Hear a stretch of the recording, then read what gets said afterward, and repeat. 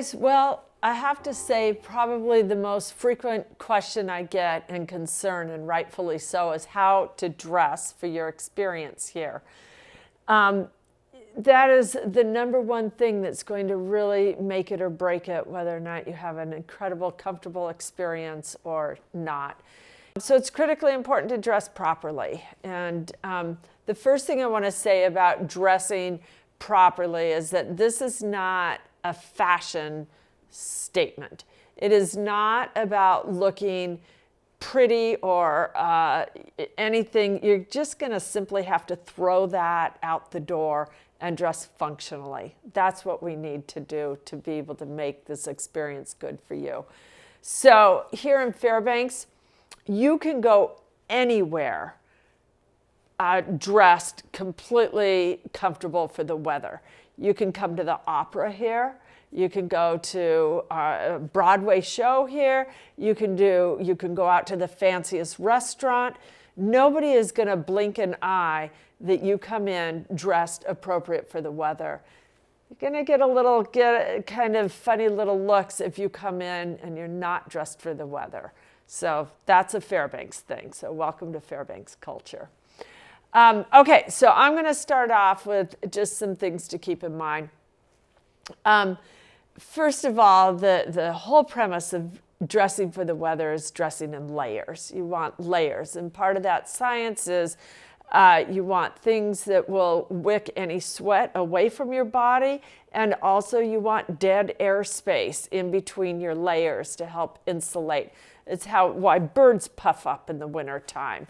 And you'll see with our reindeer, they have hollow hair that creates that really nice insulative dead air space.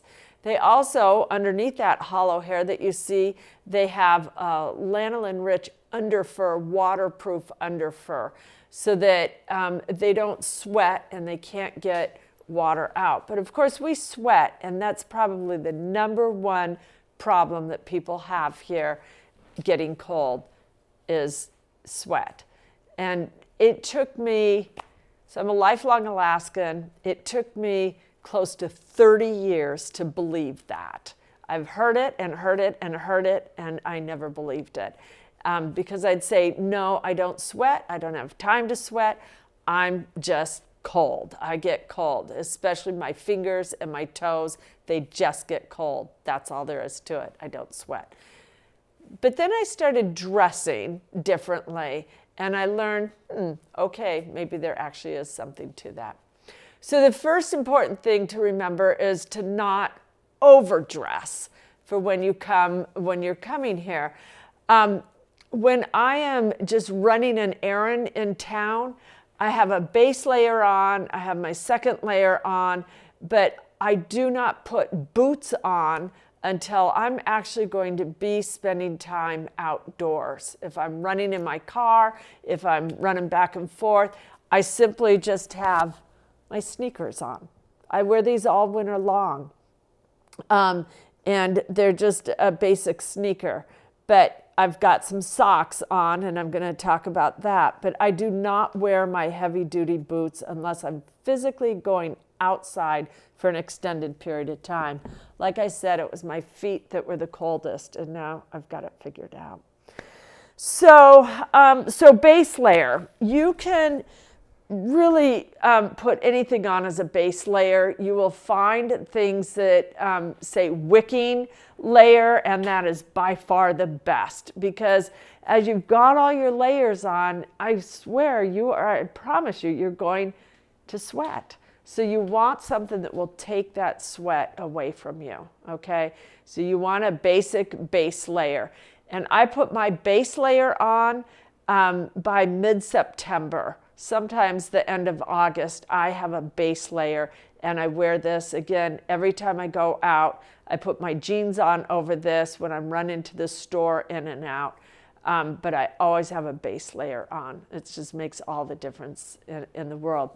But now you're coming here to do this. So you're going to be dressed in a base layer, and maybe you'll have your jeans on or something.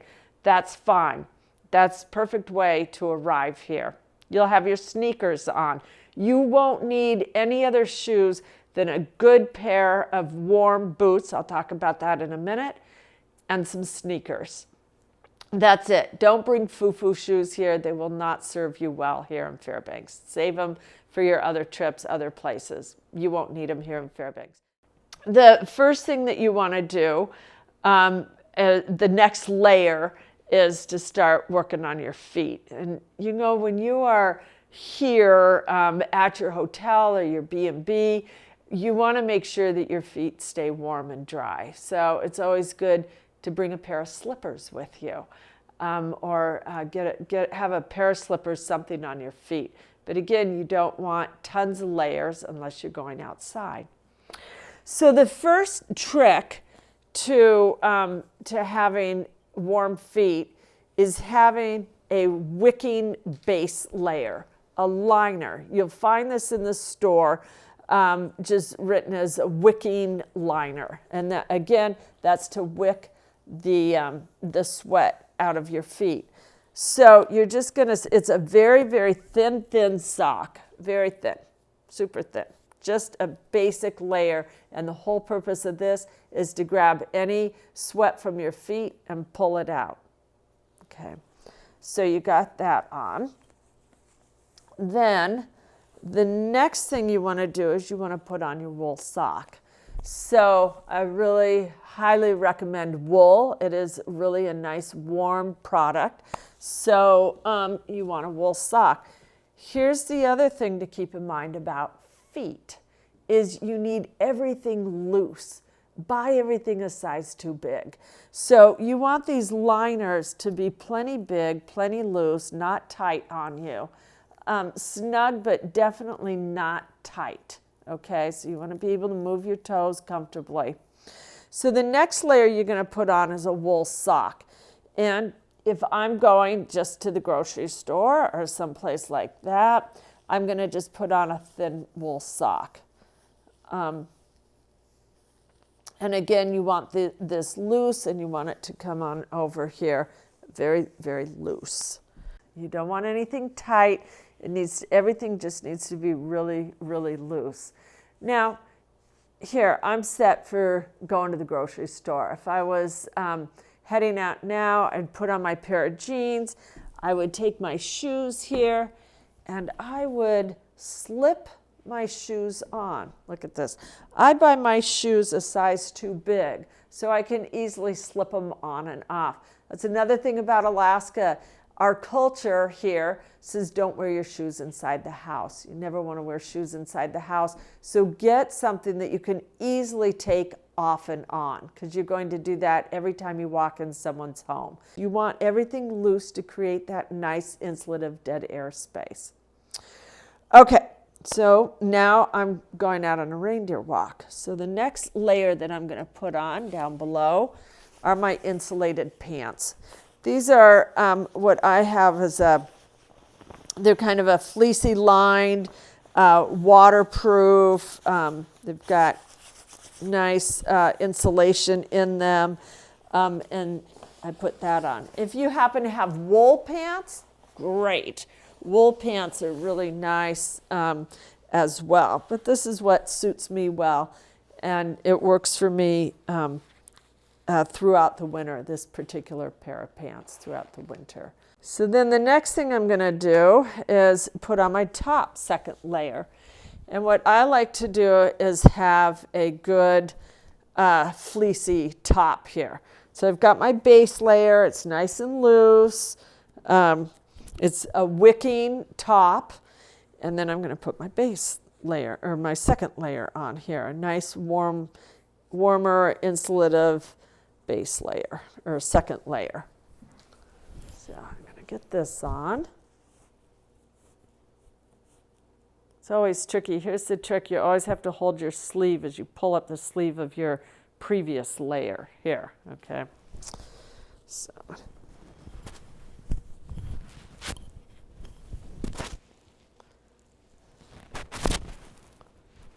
All right, so there's that. You got to adjust it all so your sleeves feel comfortable. That's one of the issues with having multiple layers, is you kind of have to readjust everything. Okay, so that's good. And then I'm going to put on another layer. more, what I put on is my Running Reindeer Ranch hoodie, okay? You can buy these at our store when you come, or online, or pre-order, whatever you want. It's very nice. But so I just put on another layer here. Again, do you see this? I'm holding my sleeve in. Kind of funny how you just grow up with these things and you know how to do this. Our children here in Fairbanks go out to recess at school until it's 20 below zero. So kindergartners learn within just a few short days of school how to get dressed, get all their gear on, and get out the door within just a couple minutes. So kindergartners can do it, you can do it too. Okay, so here's my next layer here. Now in this layer, I will be overheated if I'm walking around the house. So I don't have all these layers on when I'm just walking around the house. But this might be warm enough for me to just run out and go do some errands. Certainly in this weather, this is all I need with all these different layers on. Okay, the next thing that I'm going to put on are my boots. And your boots are going to be one of the most important pieces. Remember, it's the fingers and toes that freeze the most. So there are several brands of boots that will not work. So what you want is an insulated boot. You do not want Uggs. Those are not a brand that will work here. Unfortunately, the soles are too slippery and people step and they just fall all over the place. And you also don't want just a plain leather boot. Those are not going to be any more useful than just a sneaker. So don't just get a plain leather boot, it won't work. What you're going to look for in a boot is something with a wool felt liner in it. So, I should have had that here. But, so what I have here is a boot that's made in Canada, and Steiger Mucklucks, and it's got a wool liner in it here. This part is made from moose hide, and then a canvas over boot here. So I'm going to slip these boots on. Again, you want them big. So I can take my boots, pull up, and just slip on, okay? I don't tighten this up because I want that airspace in there. So I just simply pull my pants right over it. So here we go.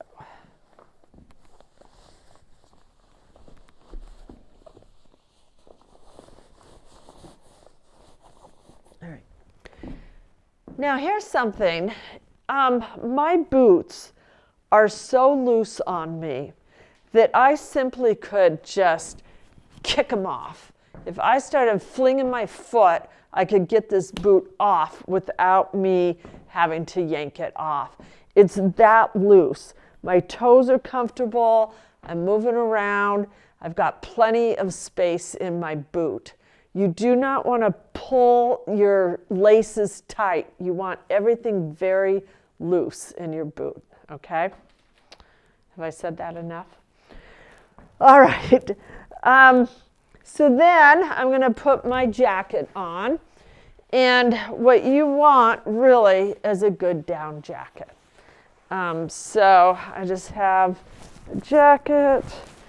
And for me personally, I like my down jacket to be long enough to cover my tush here. This is what gets cold on me too, so I just always wear them. I don't like the ones that come up high. So try to find one that is comes long, and really even long. I mean, they make them very long. Those are quite comfortable too. I find that I have to move around, be a little more spry than what I can use with a long coat. But if I'm going to go to the kids' ski meets and stuff, then I do have a skirt that I put on where I'm going to stand outside, and that's just an insulated skirt that you can find as well, and I do highly recommend those as well. Okay, so there I am. I'm just about ready to head out. The next thing I'm going to put on is my neck gaiter. So it is COVID, and so actually the next thing that I would put on is my face mask, okay? So we do require everybody to wear face masks the whole time that they're here. But I would have my face mask on because that's actually going to provide more of the ability to not get your breath out.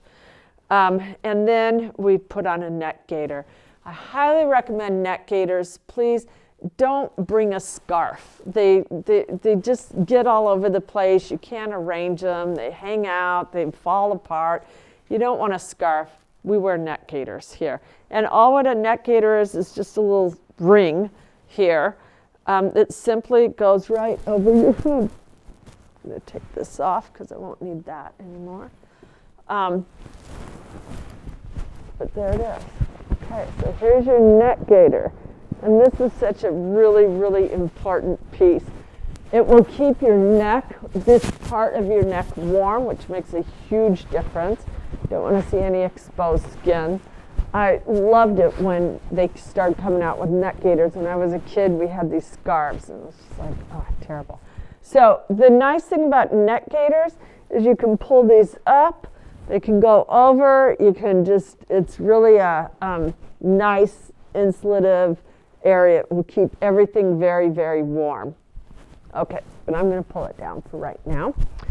And oh, here's my mask. I do have it.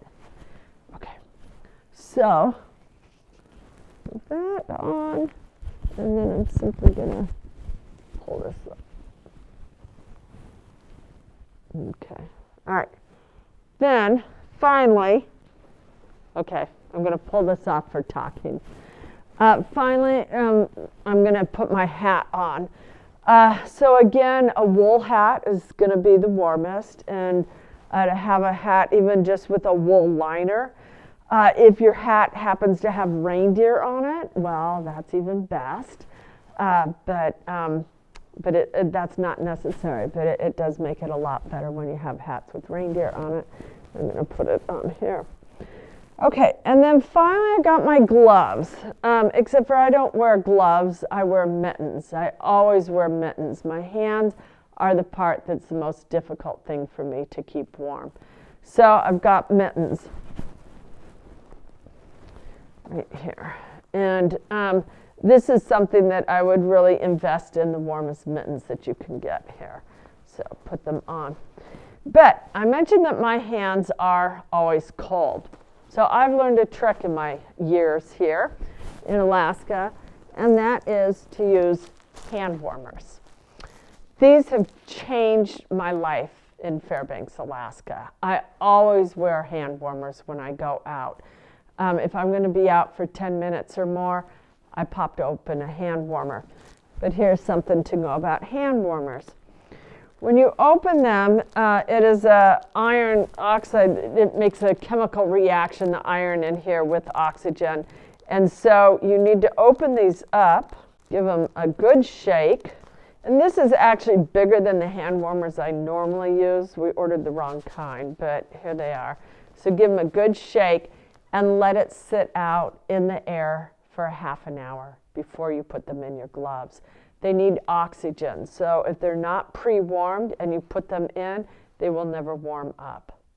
So on your drive out here, open up your hand warmers and just leave them in your car so that you can get them out and so that they're all pre-warmed so you're ready to go once you get here, okay?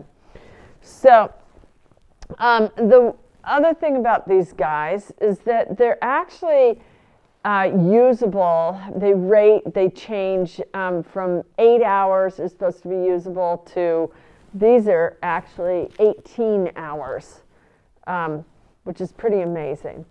And the regular hand warmers, I think, are normally 8 hours. So I use them always. And what I do, I open them up, And then when I'm finished with them, I take them out of my gloves. I put them in a plastic bag, any plastic bag, little baggie of some sort. I put them in. I get all the air out of the bag. I twist it all up, and it will cool down. And then I can use it again, over and over and over again.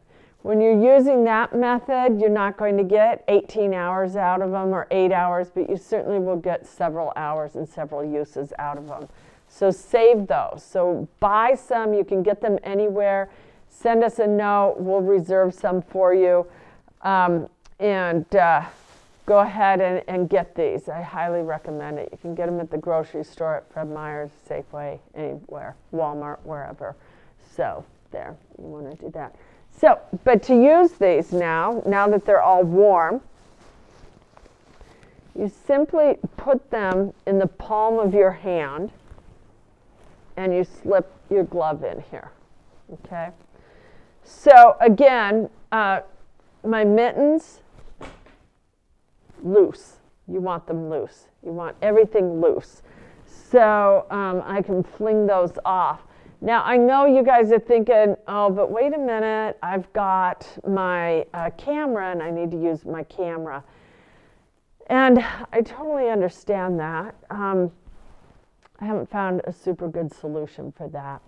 But if you put a liner in your glove, few things to say about that. One is that it needs to be a thin liner. Again, you don't want anything tight, and your gloves need to be extra big to get those in there and out. But with the liner, you can go ahead and put it in. Just make sure, like I said, you bought your gloves an extra large size so that you can get them in there. And I would really recommend, again, a thin wicking liner, something that you will also, it has the little point so that you can touch your phone on there and be accessible. The one thing that you don't want to use, this is kind of interesting thing, they sell in the stores these little $1.50 polyester liners that you can get. I find personally that there is something in those liners and they make my hands colder, like they conduct the cold, and they make my hands colder than as if I was wearing nothing at all. I don't know what the story is with those things, but I would not recommend those. Get a good, again, a wicking liner that you can get in and out easily in your gloves. Well, now we are ready to head on outside and go meet those reindeer. It may seem like all of this is a big investment for you, and indeed it is. Getting a good car, a four-wheel drive car with good tires is going to be another huge investment that you make, but having your gear is going to make it or break it, whether or not you have a good time here. There's a couple companies here in Fairbanks, and you'll find that attached. There will be links attached on this email that you receive. That tells you where you can rent them. They will bring them and drop them off at your location in a duffel bag, so you're all packed up. You can wear your regular stuff, and then when you get here or get dog mushing or get wherever you're going, you can then put that gear on right there. But that's what I would recommend. If you don't have this and you don't have the time and money to invest in proper gear, then please rent it when you get here. Okay, you guys, so I mentioned already that getting properly dressed and being dressed for the weather is going to really make or break your experience here in Fairbanks. And come for the winter, come for the aurora, come for the winter, you need to dress properly.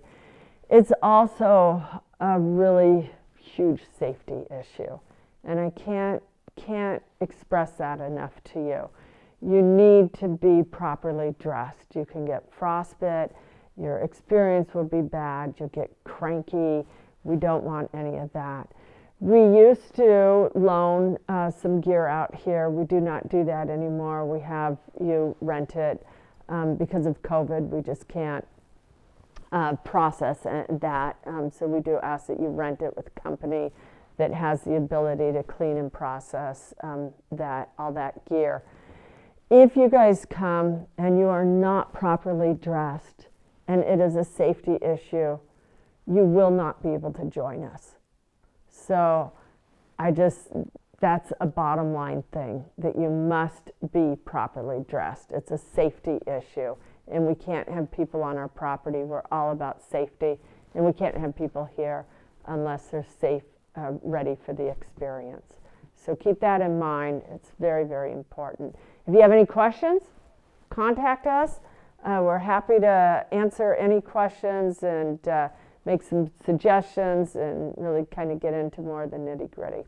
Okay, thank you.